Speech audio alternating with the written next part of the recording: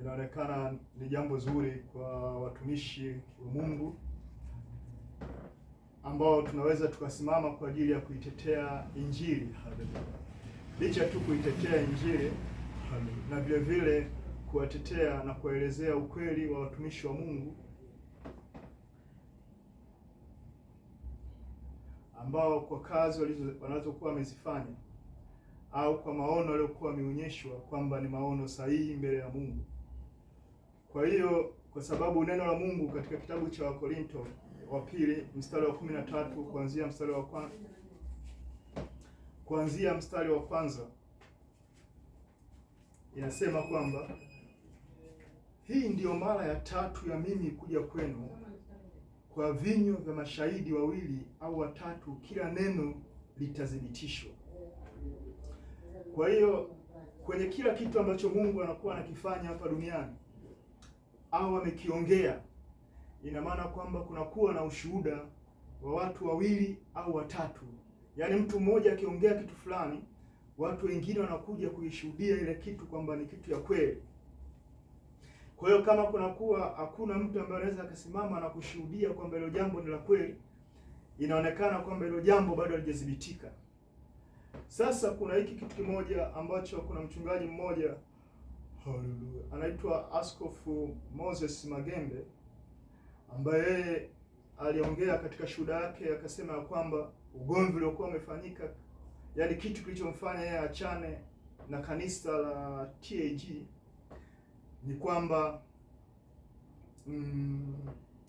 maono aliyopewa na neno la kinabii ambalo Mungu alimpa. Neno la kinabii ambalo Mungu alimpa kwamba kanisa limeanguka, ikaonekana neno hilo kwake, kwa watumishi wengine wa Mungu hawakulipokea, wakaona kwamba ni mafundisho mageni kwao, kwamba wao wanajua kwamba kanisa halijaanguka, kanisa limesimama.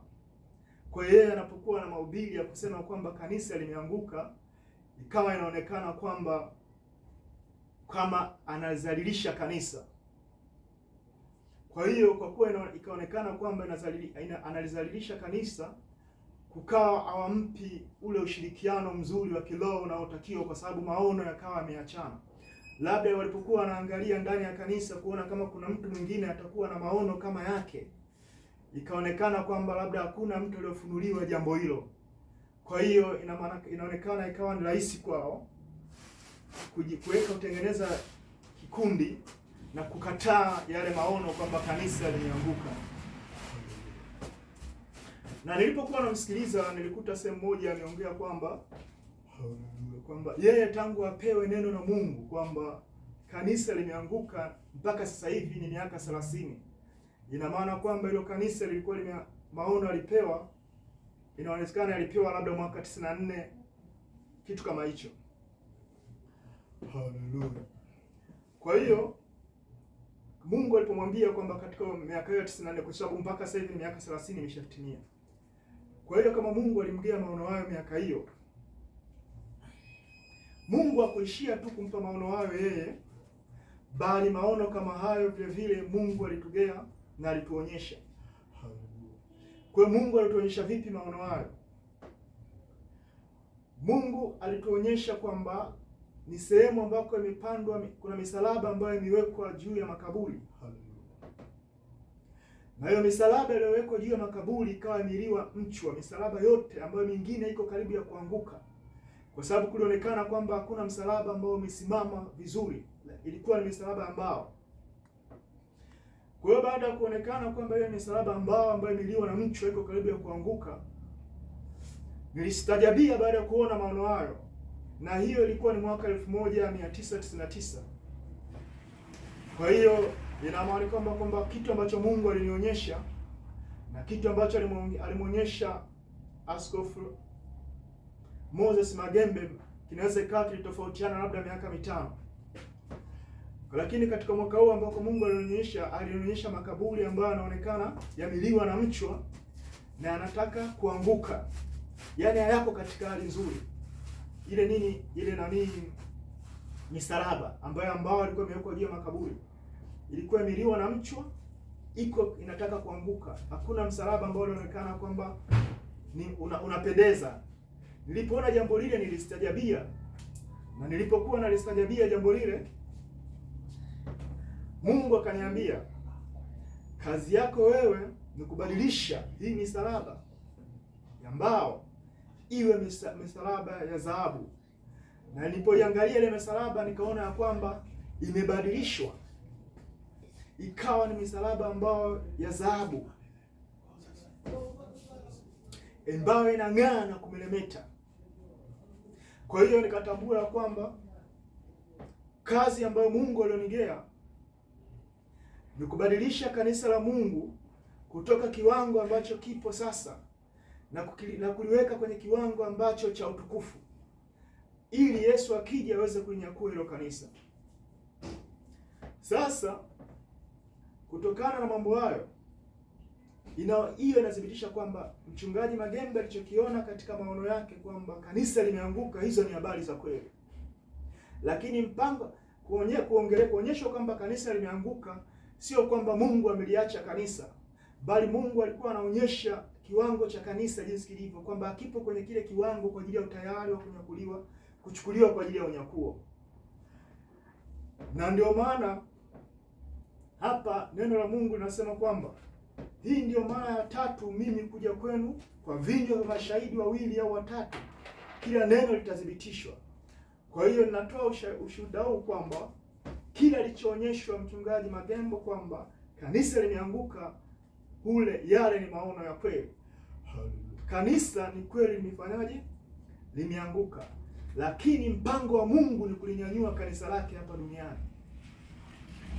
Kwa nini anataka kulinyanyua kanisa lake? Ni kwa sababu ya kuliweka tayari kwa ajili ya unyakuo. Kwa sababu ili kanisa wa Kristo hapa duniani inabidi wawe tayari kwa ajili ya unyakuo.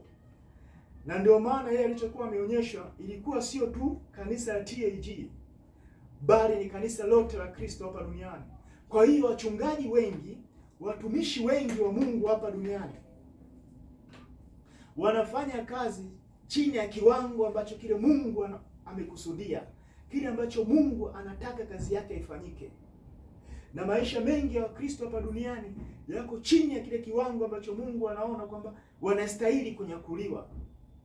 Kwa hiyo kwa jambo hilo sasa, na ndio maana Mungu ameandaa nyakati hizi za mwisho kuwasimamisha watumishi wa Mungu watakaoweza kulinyanyua kanisa na kulifikisha kwenye kiwango cha dhahabu, ili wawe tayari kwa ajili ya unyakuo. Haleluya. Kwa hiyo na sio tu kwamba kulinyanyua kanisa katika kuweka katika hali ya dhahabu. Vile vile neno la Mungu katika kitabu cha Isaya, Isaya 2 mstari wa 4.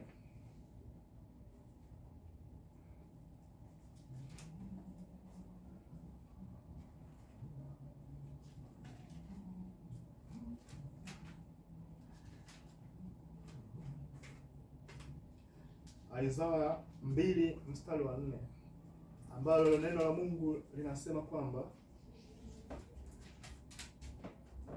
haleluya, naye atafanya hukumu katika mataifa mengi, atawakemea watu wa kabila nyingi, nao watafua panga zao ziwe majembe na mikuki yao iwe miundu. Taifa halitainua upanga juu ya taifa jingine, wala hawatajifunza vita tena kamwe. Haleluya. Kwa hiyo mpango wa Mungu katika nyakati hizi za mwisho wa dunia, kwa injili ambayo itakwenda kuhubiriwa, kwa injili ambayo inatakiwa ihubiriwe kuinyakua kanisa, sio tu kwamba kuwafanya Wakristo wawe sawa na Mungu, bali Mungu atafanya vita kuzuia vita visio vinafanyika hapa duniani. Ina maana kwamba majeshi mengi hapa duniani wanatakiwa wasiwe wanajifunza vita, wasiwe wanafanya vita. Yaani nchi moja na nchi nyingine isifanye vita. Yaani vita hapa duniani vifike mwisho. Yaani Mungu ana mpango wa kusimamisha vita aina zote na kuharibu silaha zote za kivita hapa duniani. Kwa sababu katika kipindi hichi Biblia inasema kwamba find peace, pray for peace, so through peace you shall be established. Kwa kuwa kwa neno la Mungu ambalo inatakiwa kwamba injili na kazi ya Mungu iweze kusimama hapa duniani, inatakiwa amani ya kutosha iwepo hapa duniani. Sasa amani ya kutosha iwezi kuwepo hapa duniani kama watawala wa Sodoma na Gomora bado wako katika madaraka na nguvu za kiutawala. Kwa jinsi hiyo, ndio maana ni mpango wa Mungu kutaka kusimamisha vita hapa duniani, yaani watu wasijifunze vita na watu wasifanye vita tena, wakati huo wakiwa wanasubiria kuja kwa Kristo kulinyakua kanisa lake. Kwa hiyo mambo ya kukomesha vita hapa duniani na watu wasijifunze vita tena, yaani haya mambo sio kwamba mtu atakuja na jeshi lake katika hali ya mwili na kusema sasa napigana na serikali fulani kuwazuia wasifanye vita, bali mambo haya yatafanyika kwa uwezo wa Roho ya Mungu. Na ndio maana neno la Mungu linasema not by power, not by might, by my spirit says the Lord. Kwa hiyo mambo haya yatafanyika kutokana na uwezo wa Roho ya Mungu. Yaani Roho wa Mungu atakuwepo kazini hapa duniani kwa ajili ya kukomesha vita hapa duniani. Roho wa Mungu atakuwepo hapa duniani kwa ajili ya kujenga maisha ya Wakristo, watu wanaookoka. Kwa sababu inatakiwa idadi kubwa ya watu hapa duniani waokoke na maisha yao yawe sawa mbele ya Mungu, kwa sababu mpango wa Mungu anataka kuiangamiza hii dunia. Sasa kabla hajaiangamiza hii dunia, anataka kwamba kurestore, yani kuwafanya wanadamu hapa duniani wamrudie Kristo na waishi maisha ya kitakatifu. Kwa huo ni mpango wa Mungu ambao anataka kufanya hapa duniani.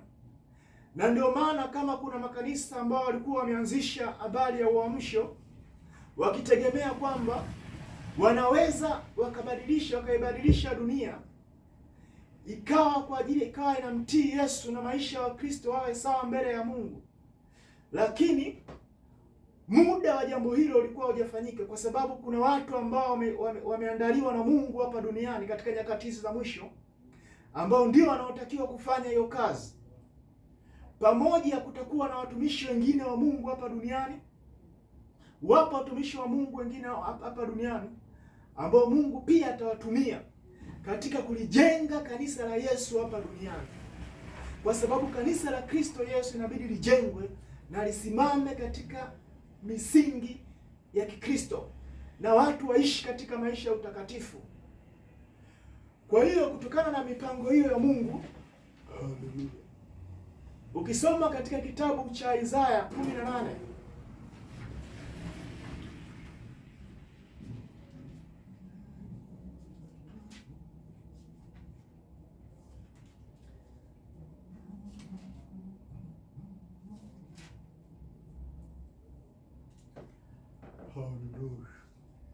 Isaya 18 mstari wa kwanza mpaka wa 4, neno la Mungu linasema, ole wa nchi ya uvumi wa mabawa iliyoko mbali kupita mito ya Kushi, ipelekayo wajumbe wake kwa njia ya bahari na katika vyombo vya manyasi juu ya maji.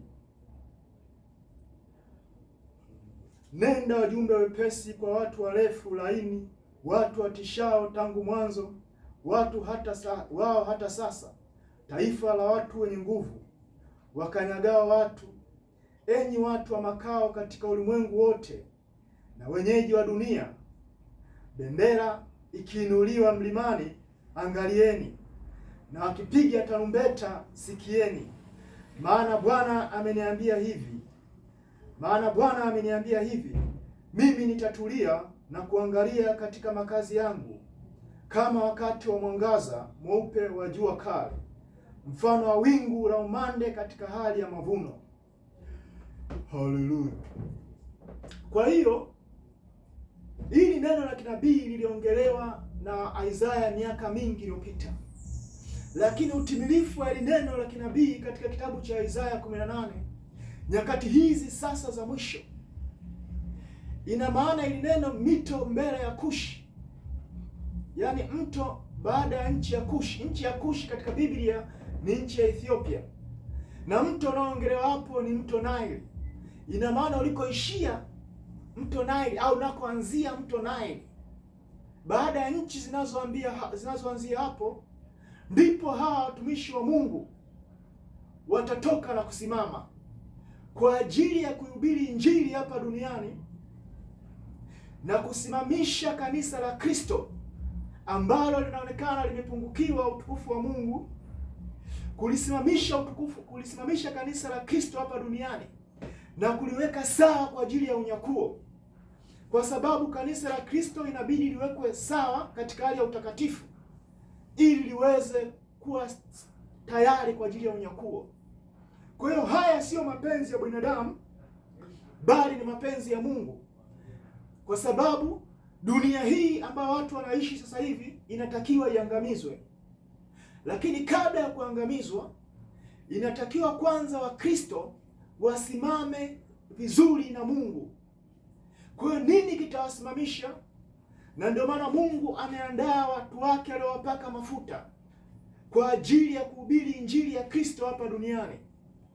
Yaani dunia hii inabidi ijae elimu ya kimungu ambayo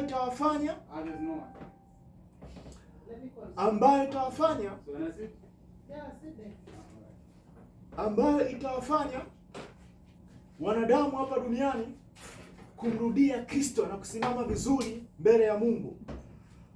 Haleluya.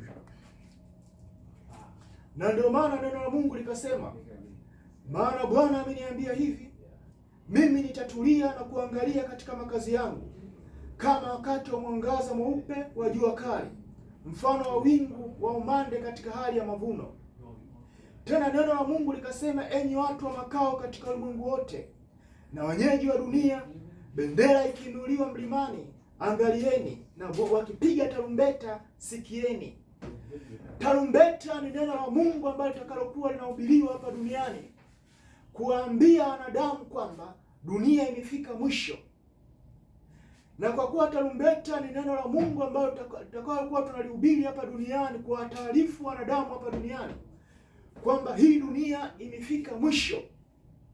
Kwa hiyo kama hii dunia imefika mwisho, inatakiwa kila mtu anaishi hapa duniani ampe maisha yake Yesu. Na sio tu kumpa maisha yake Yesu, inatakiwa binadamu yoyote anayeokoka awe amejitolea kuishi katika maisha ya utakatifu. Kwa sababu kutokana na hali ya utakatifu ambayo mtu atakuwa anaishi hapa duniani, ndiyo itakayo kugea wepesi wa siku ya unyakuo kunyakuliwa. Kwa hiyo kabla unyakuo haujaja, inatakiwa wanadamu hapa duniani waijue kweli ya Mungu na kweli ya Mungu, na ili wajitenge na uovu. Kwa hiyo haya ni maneno ya kinabii katika kitabu cha Isaya 18 kuanzia mstari wa 1 mpaka wa 4. Kwa hiyo maneno haya ya kinabii yanatakiwa yatimie na yatatimilishwa na watu wa Mungu hapa duniani.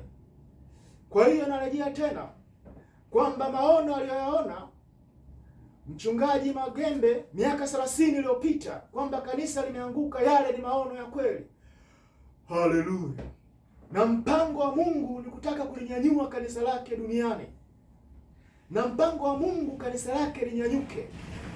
Na Mungu ameshaandaa anointing za kunyanyua kanisa lake. Na Mungu ameshaandaa watu wa kulinyanyua kanisa lake hapa duniani.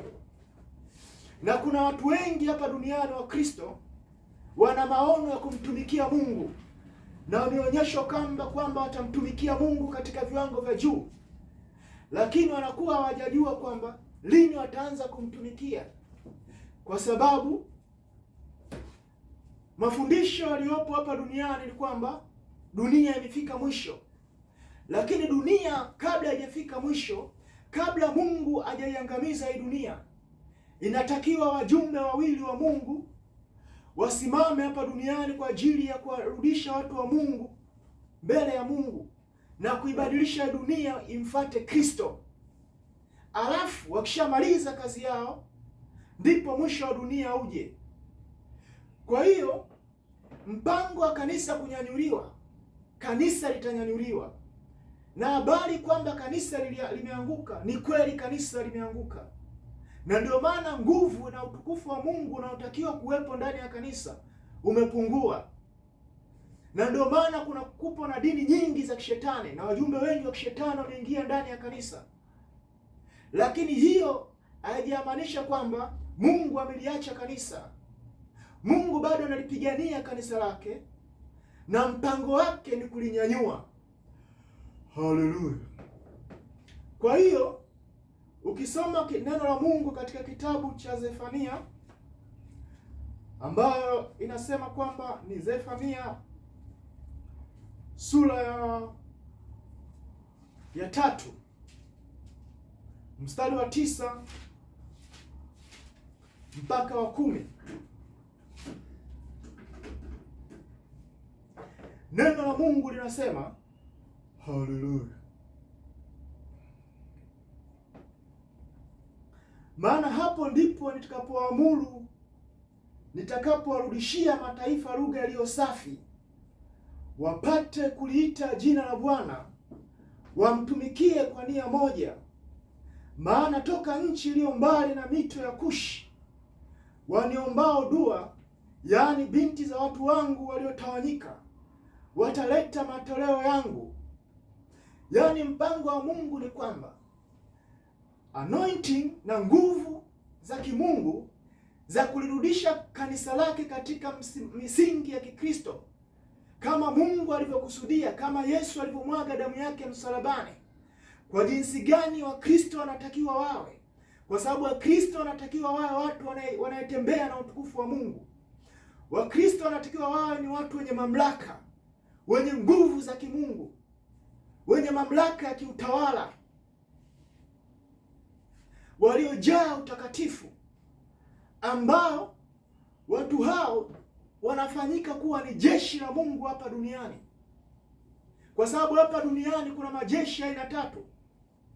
Kuna jeshi la Mungu ambalo ni Wakristo pamoja na malaika, na kuna jeshi la shetani ambalo ni mapepo, masatanisti na wachawi, waganga wa kienyeji na wapiga ramli.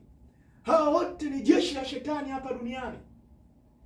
Na jeshi la 3 ni jeshi ambalo nakuta serikali au wafalme wa kidunia katika hali ya mwili, ambao kunakuwa na rais na wakuu wa majeshi, wana mapolisi na usalama wa taifa.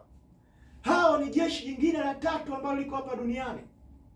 Lakini ili jeshi katika hali ya mwili ambalo linaongozwa na serikali za kidunia, ambalo linakuwa na marais pamoja na wanajeshi katika vyeo tofauti, jeshi hili kwa kiwango kikubwa limetekwa na linatumiwa na shetani, na kwa jinsi hiyo linatumika kuzuia injili ya kweli ya Mungu isifanye kazi hapa, isihubiriwe hapa duniani. Kwa sababu marais wengi na viongozi wengi waliopo hapa duniani katika nafasi tofauti wameuza nafsi zao kwa shetani au wamejitolea kumtumikia shetani, na kwa jinsi hiyo wanafanya vita kuizuia injili ya Kristo Yesu isihubiriwe. Wanafanya vita kuzuia utukufu wa Mungu usiijaze hii dunia. Kwa hiyo wanatumia nguvu zao katika hali ya mwili kuharibu kazi ya Mungu hapa duniani.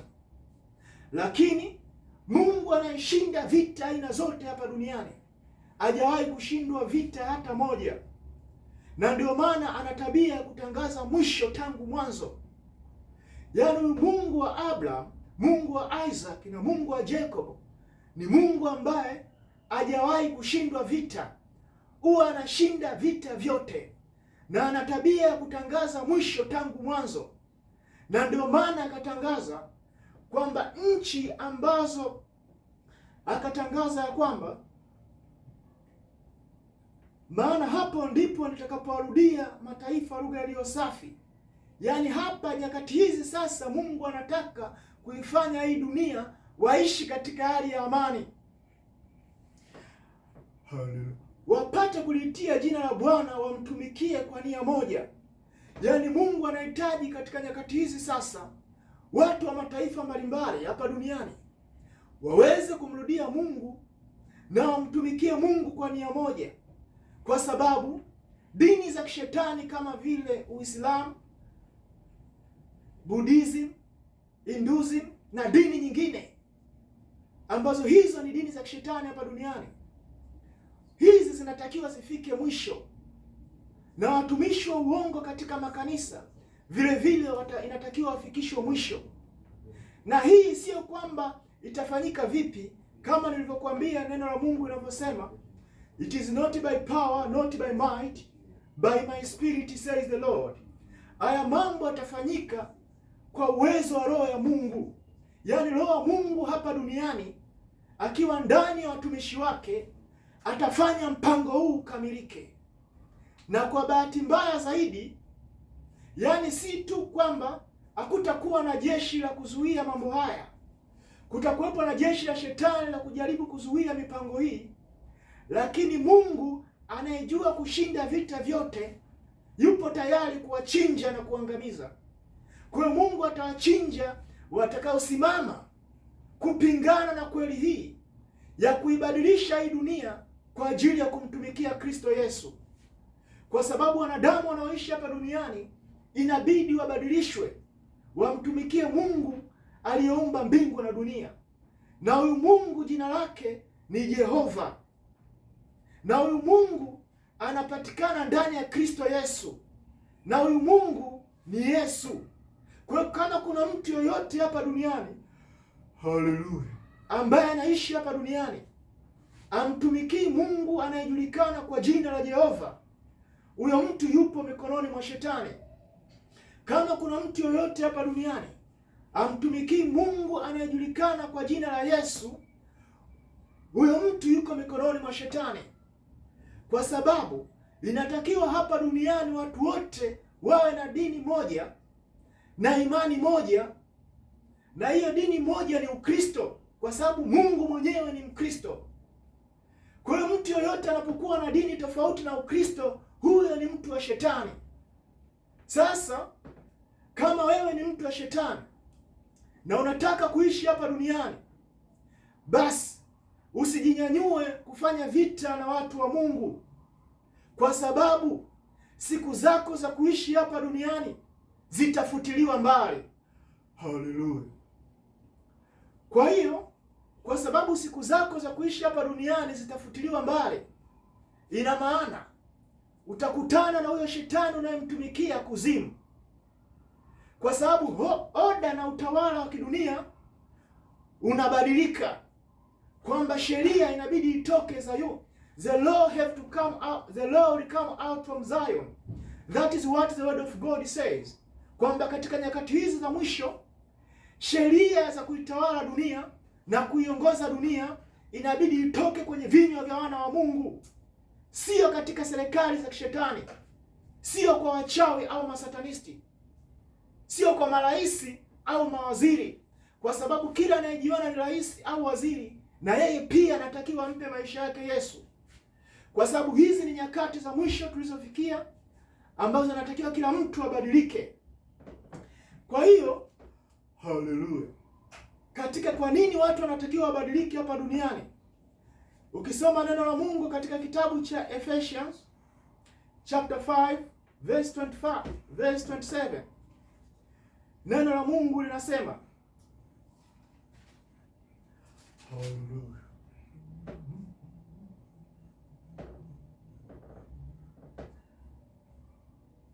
haleluya, 5 verse 27, haleluya.